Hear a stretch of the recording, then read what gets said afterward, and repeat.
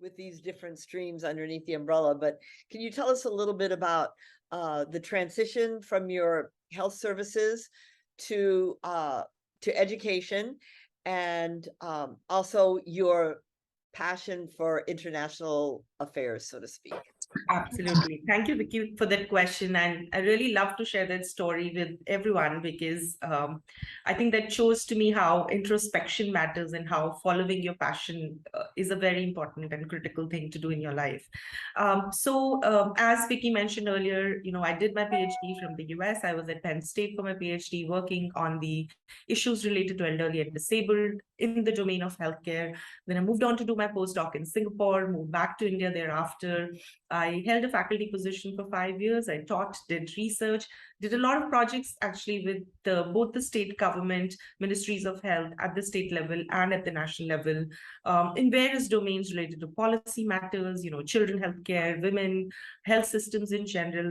But those 5 years that I spent, in India at the grassroots, teaching, research, projects, there was a very deep introspection about how that US higher education had changed the way I looked at problems, the way I taught, the way I conducted research, the way I interacted with the youth, which is the young minds in the university.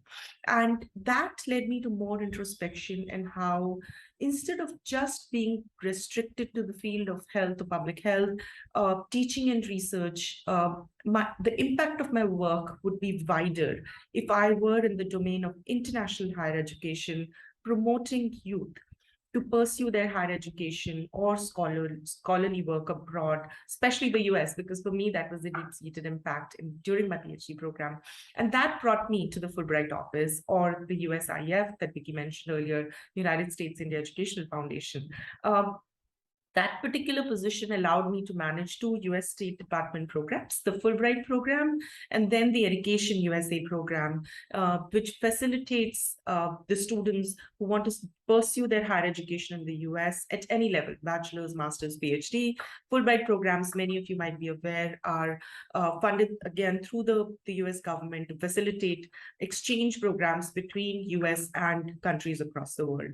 So I would say that, that deep introspection that I had over 5 years in the faculty position brought me to this domain of international higher education, where I thought my work will have higher impact, on the youth and even the scholars who can then come back and contribute to the development of the systems, maintenance of the systems in India, and then further make impact through their work. So that also gives you the inspiration for me to come to this field of work, which is international higher education. And do you work at all one-on-one with students, or is it mostly administrative?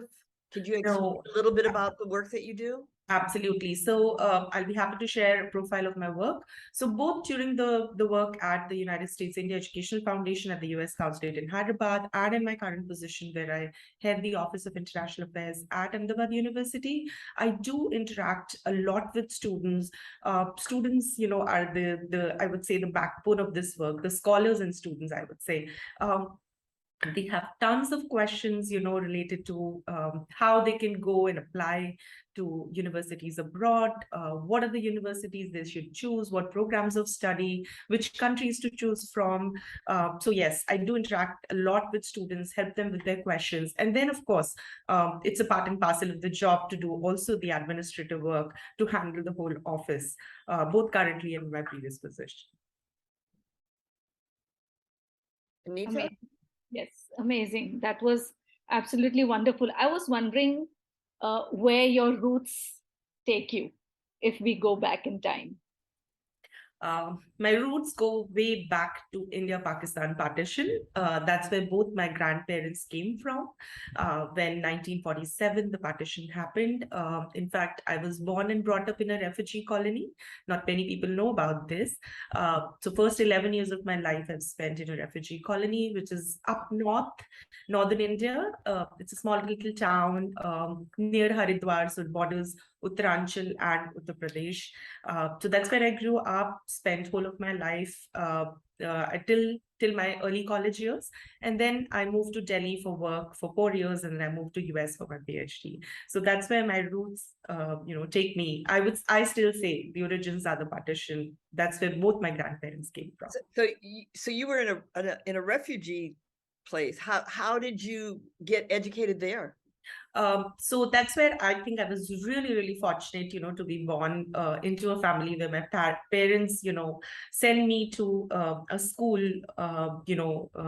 which is where, in refugee colonies, and especially the ones where we were, people didn't think even about educating girls, leave apart sending them to the best schools in the town. But my parents were really not like that. So me and my brother, we both went to the same school, which was the best school in the town, which is where I think, in fact, the origins, to me becoming what I became, were laid out. I went to a convent school, and the whole through from my nursery to 12th standard, I started in that same convent school, which was the best in the town.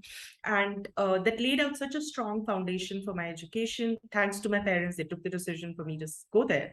And then it was very easy for me to transition to higher education from there, and then to the US for my PhD. And rest is the story we've been talking about.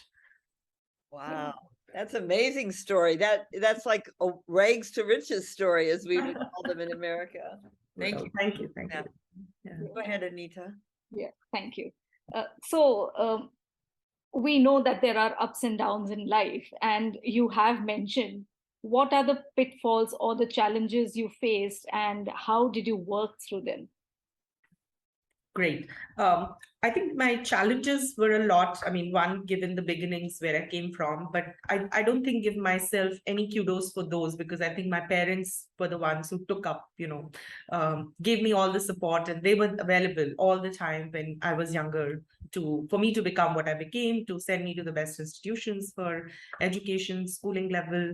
I think I faced the most challenging time of my life, in fact, when I was doing my PhD, I would say, because I was on my own. And PhD programs, as some of you might already know, are made tough, on students. It was a very, challenging time. That's the part and parcel of a PhD program. That's how it's designed to let the scholars come out, well versed with the research process. But then it's of course harsh, and then you're living far away, from your family. It's a 5-year-long process. You don't know where the end is for the PhD program. There are times, you don't know whether you want to pursue it. I think there were hundreds of times that I thought I want to quit before I even finish. But I'm really glad that I had my friends around for support. Of course, my family, phone call away. And so I sustained through the whole process. I also went through a brief illness when I was doing my PhD. It was small appendicitis, but then it got a little critical. But I think it was a very challenging time for me to go through my PhD program. And I still call it the toughest, time of my life, being away from family, and that too very far away from my home. Did you get did you get into the university through scholarship, through application? Can you tell us a little bit about the process? Absolutely. I'll be happy to share it, because we have, students here, and some of them might be thinking, in fact, of pursuing their PhD programs in the US. And I really, always, entrust upon students that before you take a decision to do a PhD program, really think through whether you really want a career in the academics or not, because, it is a long process. It prepares you for a certain type of work, which is research and teaching. So only if you think you're getting there, you choose to do a PhD program. But if you've made up your mind, if you think that's your career pathway, then it's the right thing to do to choose the right program of study. There are integrated PhD programs in the US, which is master's and PhD, but there are also standalone PhD programs, which is generally 5-year long. For me, I did the research and application process on my own without any assistance. Of course, I took some guidance from my brother, because he was already doing his PhD in the States, but rest, everything was independent. I did get full graduate assistantship, which meant that I was working for 20 hours per week with my department while I was doing my PhD. And in lieu of that, my tuition fee was waived, and I got a stipend every month, which was